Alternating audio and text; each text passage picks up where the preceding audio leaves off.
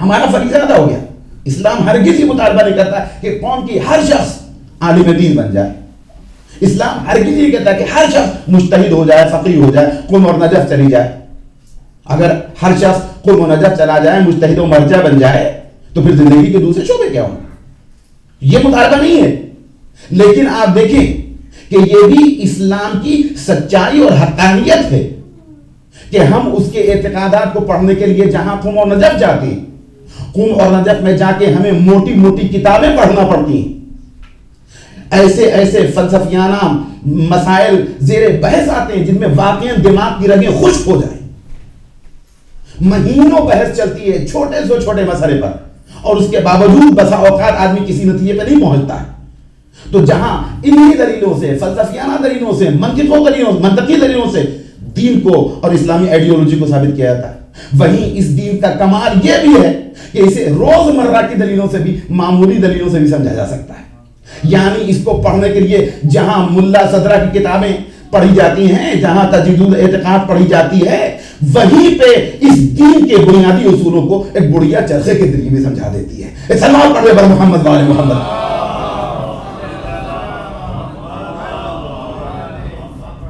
لہذا روزمرہ کی دلیلوں سے, چھوٹی چھوٹی دلیلوں سے اپنے مذہب کو, اپنے دین کو, اپنے دین کی بنیادوں کو, اپنے اعتقادات کو اگر کوئی سمجھ لے اس طرح سے کہ اس کے دل میں یقین پیدا ہو جائے, تو بس اتنا ہی اس کے لیے کافی ہے کہ اب وہ اپنے مذہب کی, اپنے عقیدے کی حفاظت بھی کر سکتا ہے اور اس کا دفاع بھی کر سکتا ہے.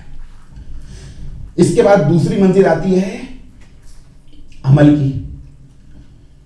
اس لیے کہ قول اور عمل, اقرار اور عمل, یہ دونوں مرحلے عملی کے بنیادی طور پہ دیکھا جائے تو عمل کے مرحلے میں جب ہم قدم رکھتے ہیں تو یہاں پر عزیزان محترم ہمیں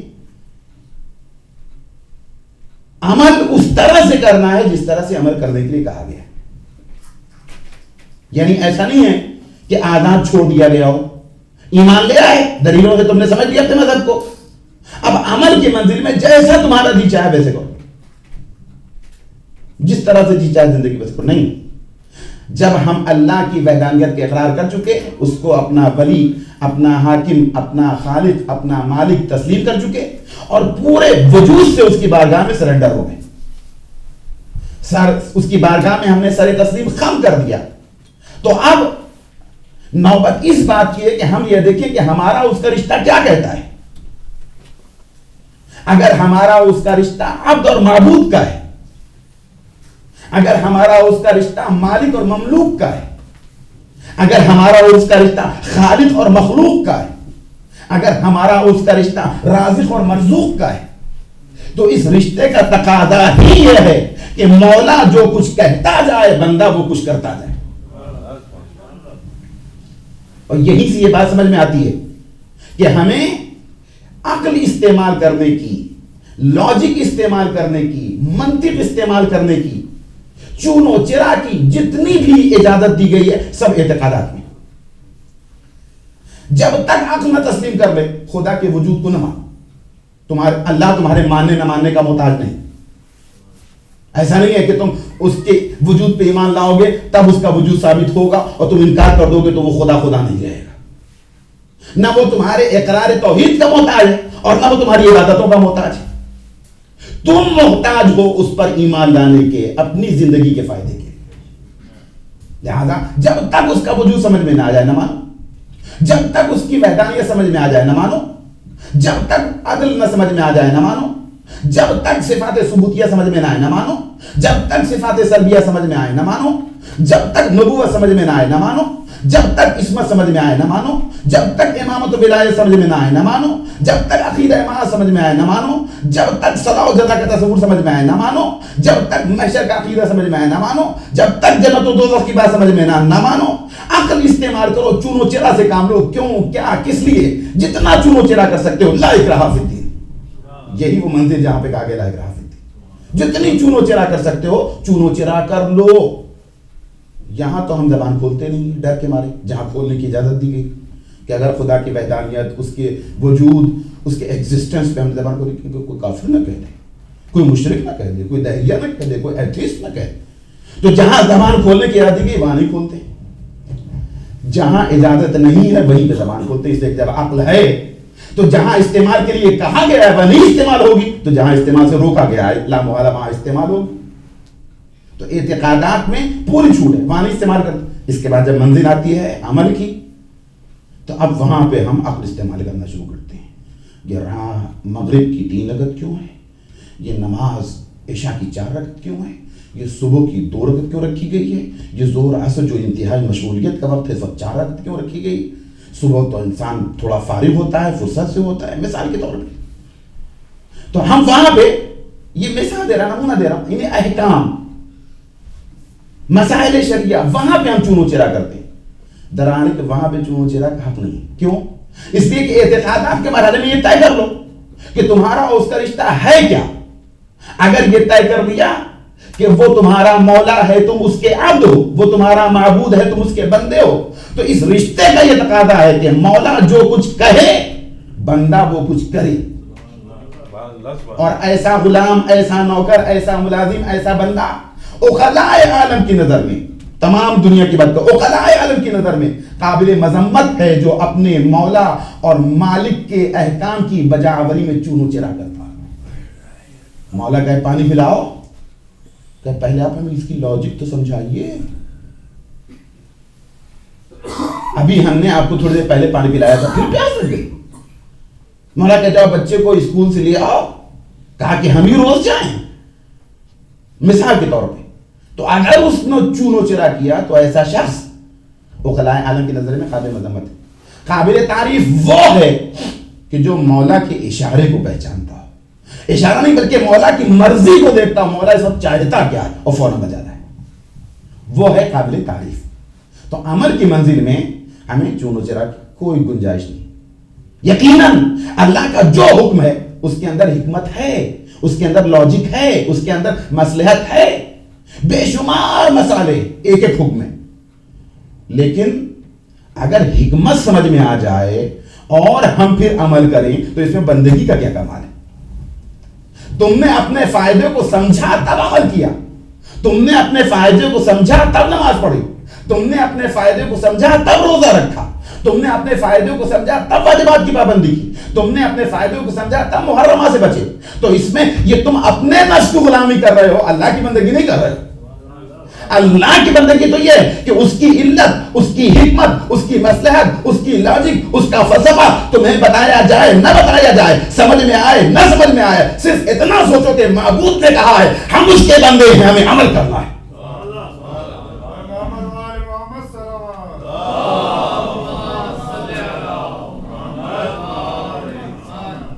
تو یہ ہے اصل میں لاجک. وہ ہے کیا؟ بندگی. یعنی ہر حکم میں ایک مصلحت ہے, لیکن جو ہر حکم میں ہے وہ ہے ارل جسے کہتے ہیں بندگی. تو عزیزان محترم, اور یہ بات ہم جو میں آج کر رہا ہوں تفصیل میں نہیں جا رہا, لیکن اشارہ کر دوں کہ روز مرہ کی زندگی میں بھی یہی کرتے ہیں.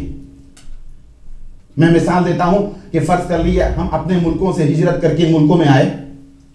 آنے سے پہلے ہمیں بہت کچھ سوچنا تھا کہ ہم جہاں جا رہے ہیں وہاں ہمارے لیے جانا اچھا ہے یا خراب ہے, فائدے کا باعث ہوگا نقصان کا باعث ہوگا, مادی فائدے حاصل ہوں گے کہ مانوی فائدے بھی حاصل ہوں گے, ہماری نسلیں ان کا مستقبل روشن ہوگا یا تاریک ہوگا, یہودی اور عیسائی بن جائیں گی یا مسلمان رہ جائیں گی. جتنے فائدے سوچنا ہے, ایک سے بات پڑھتے پر محمد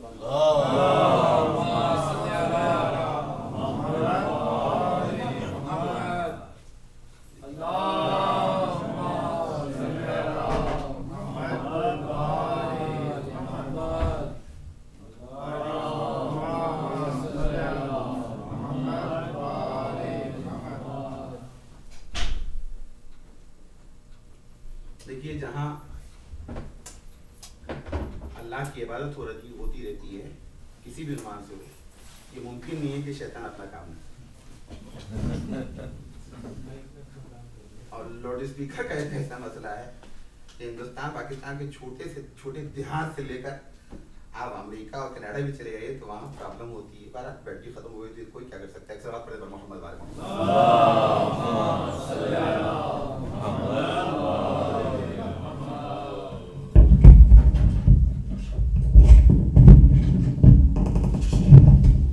ایک سوال پر محمد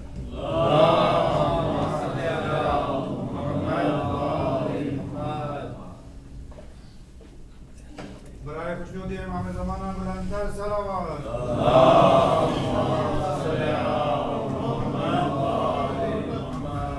تو بہرحال ہم اپنے ملکوں سے ہجرت کر کے ان ملکوں میں آئے. آنے سے پہلے ہمیں سوچنا تھا کہ جہاں ہم جا رہے ہیں وہاں ہمارا جانا فائدے مند ہے یا نقصان دہ. لیکن جب ان ملکوں کی سرزمین پہ ہم نے قدم رکھ لیا تو اب یہاں کے قوانین اور اصول و ضوابط اور رولز اور ریگولیشنز کو فالو کرنے کی بات آتی ہے. اور عزیزان محترم اب ہمیں حق نہیں ہے کہ ہم یہاں قدم رکھنے کے بعد پوچھیں کہ ہمیں پہلے حکومت کا کوئی نمائندہ آئے اور قانون کی لاجک سمجھائے. مثال کے طور پہ آپ گاڑی لیے چلے جا رہے ہیں روڈ پہ اور آپ سے کہا جائے کہ ریڈ لائٹ ہے رک جائیے, کہ میں تو نہیں رکتا, پہلے حکومت کا کوئی نمائندہ آئے ہمیں اس قانون کی لاجک سمجھائے کہ ریڈ لائٹ پہ رکنا کیوں ضروری. آپ سمجھتے ہیں کوئی آئے گا سمجھانے کے لیے؟ نہیں آئے گا. لاجک سمجھانے نہیں آئے, کہیں اور لے جانے کے لیے آئے گا.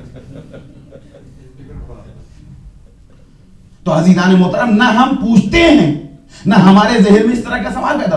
دنیا کے بنائے ہوئے فاسق و فاجر یہودی اور عیسائی و کفار و مشرکین کے قوانین کو بھی ہم کبھی اس کی لاجک پوچھتے نہیں عمل کرنے سے پہلے. اللہ کے قانون پہ عمل کرنے سے پہلے ہمیں لاجک بتائی جائے. سب سے بڑی لاجک یہ ہے کہ تم اس کے بندے ہو, وہ تمہارا معبود ہے. سلام پڑھ دے پر محمد و آل محمد.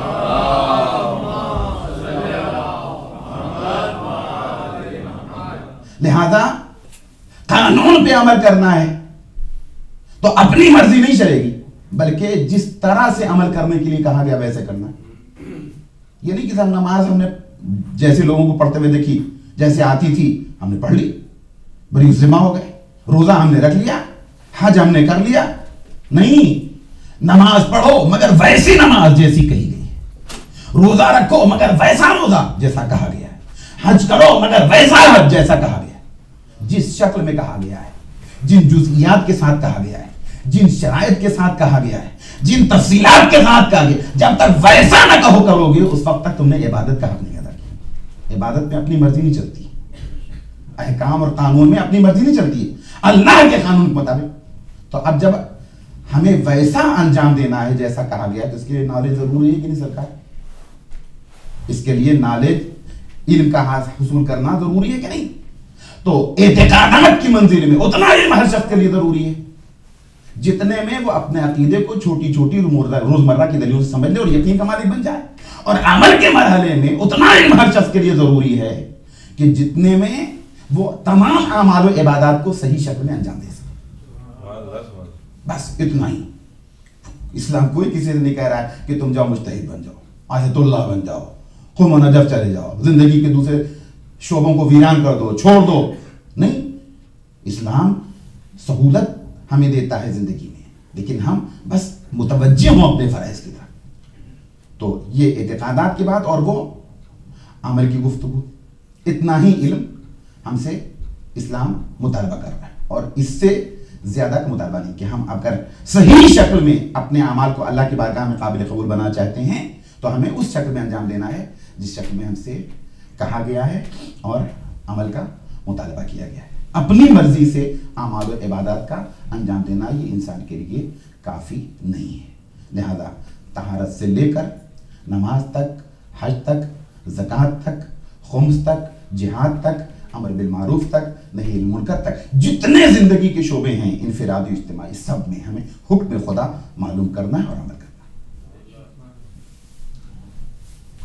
یہ ہے اسلام. اب اگر اس کے بعد جو میں گفتگو آپ کی خدمت میں عرض کرنا چاہتا ہوں وہ یہ کہ 2 مرحلے ہم نے طے کر لیے اور اتنا علم اگر ہم نے حاصل کر لیا تو گویا ہم نے اپنے فریضے کو اسی حد تک ادا کر دیا. اب یہاں پہ میں آپ کی خدمت میں عرض کروں گا کہ واجب بھی 2 طرح کا ہوتا ہے. یوں تو اور بھی اس کی قسمیں ہیں لیکن یہاں پہ مجھے صرف اس کی 2 قسموں سے کام ہے. ایک ہے واجب کفائی اور ایک ہے واجب تخیری اور ایک ہے واجب عینی.